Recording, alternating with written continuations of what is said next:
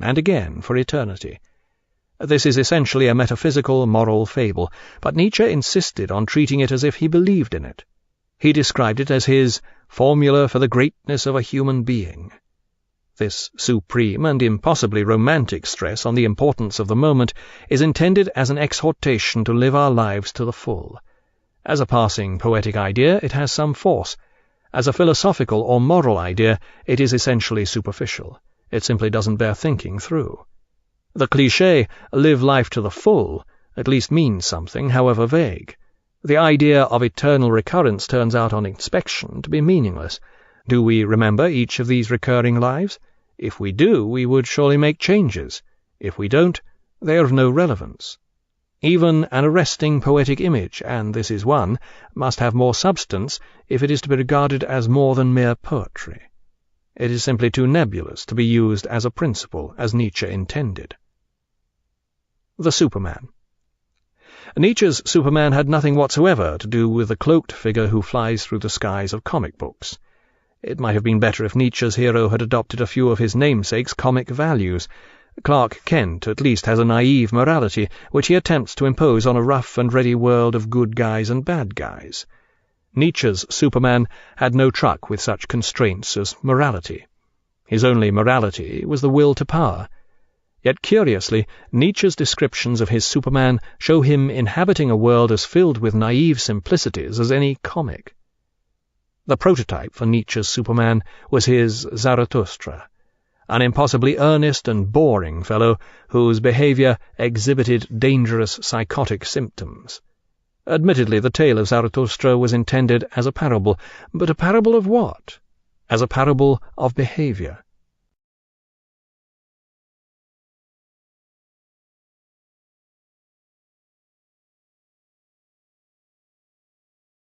The parables that Christ preached in the Sermon on the Mount appear childishly simple, but on reflection are neither childish nor simple.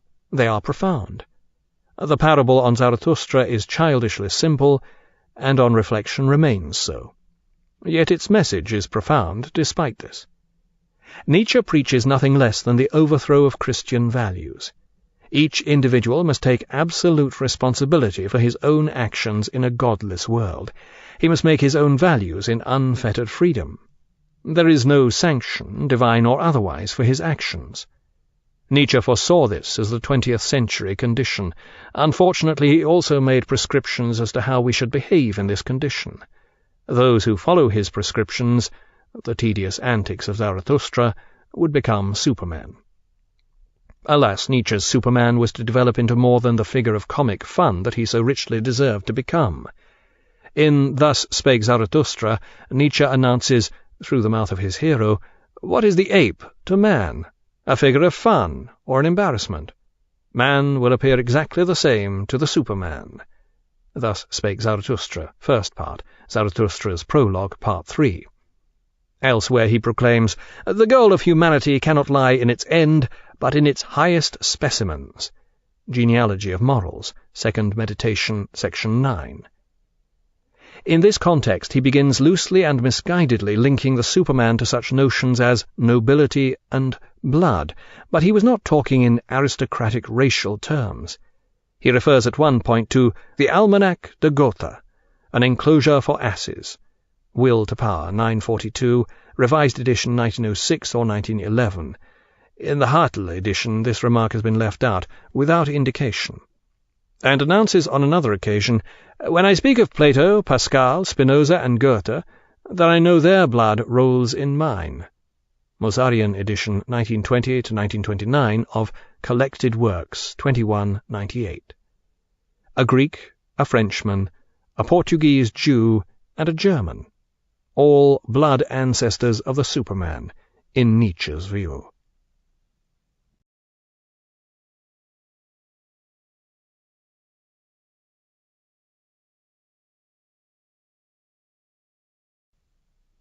From Nietzsche's writings. Aphorisms and catchphrases. God is dead. Live dangerously. What is the best remedy? Victory. The Dawn, 571. There are no moral phenomena at all, only moral interpretations of phenomena. Beyond Good and Evil, 108. The best cure for love is still that time-honoured medicine, love returned. The Dawn, Book 4, 415. Convictions are more hazardous enemies of truth than lies. Human, All Too Human, Volume 1, Section 9, 483. People who understand a thing to its very depths seldom remain faithful to it forever, for they have brought these depths into clear daylight, and what is in the depths is not usually pleasant to see. Human, All Too Human, 489. Even the bravest only rarely have the courage for what they really know. Twilight of the Idols, Maxims and Arrows, 2. Here Nietzsche is so fearless that he shows he is not even afraid of being hoist on his own petard. Public opinions, private idleness. Philosophizing. As an example of the sheer quality of Nietzsche's sustained philosophizing, here he takes apart our notion of truth and what it means, using a flawlessly true argument in the process. He arrives at a number of original insights en route, some of which are particularly timely in view of what we have done and are continuing to do to ourselves and the planet in the name of science. The implications of his argument remain as devastating now as they were then. What is this unconditional will to truth? What do you know from the outset of the character of existence which can enable us to decide whether it is best to be on the side of the unconditionally mistrustful or of the unconditionally trusting? Yet if both are required, much trust and mistrust, from where can science take its unconditional faith, the conviction on which it rests, that truth is more important than anything else, even than any other conviction? This conviction could not have come into being if both truth and untruth showed themselves to be continually useful, as is the case. So although there undeniably exists a faith in science, it cannot derive from such a utilitarian calculus, but must instead have originated in spite of the fact that the inutility and the dangerousness of the will to truth, of truth at any price, are proved to it continually. Therefore, will to truth does not mean I will not let myself be deceived. But there is no alternative. I will not deceive, not even myself. And here we are on the ground of morality. We must ask ourselves carefully, why don't we want to deceive?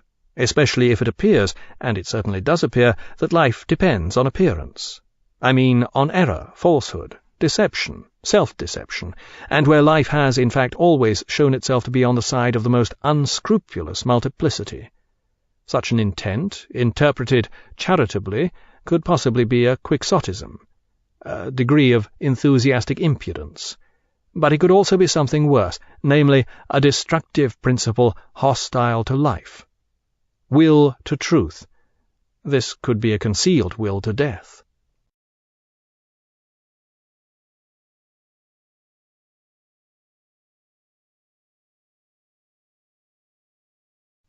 So the question, why science, leads back to the moral problem, why is there any morality at all, if life, nature, and history are not moral? Yet you will have understood by now what I am driving at, namely that it always remains a metaphysical faith upon which our faith in science rests, that even we, modern scholars, we godless ones and anti-metaphysicians, still kindle our fire too from the flame which a faith thousands of years old has kindled. That Christian faith, which was also Plato's faith, that God is truth, that truth is divine.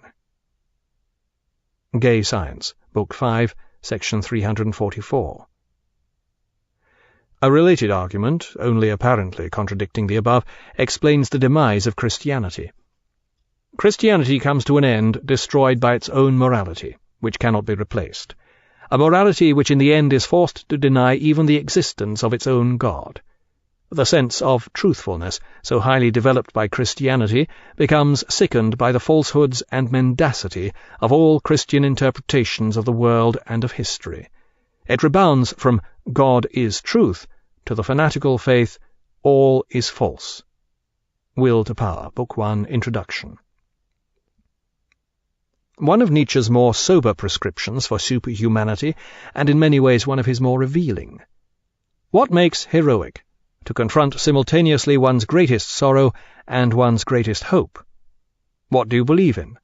I believe that the weight of all things must be determined anew. What does your conscience tell you? You must become who you are. Where is your greatest danger? In pity. What do you love in others? My hopes.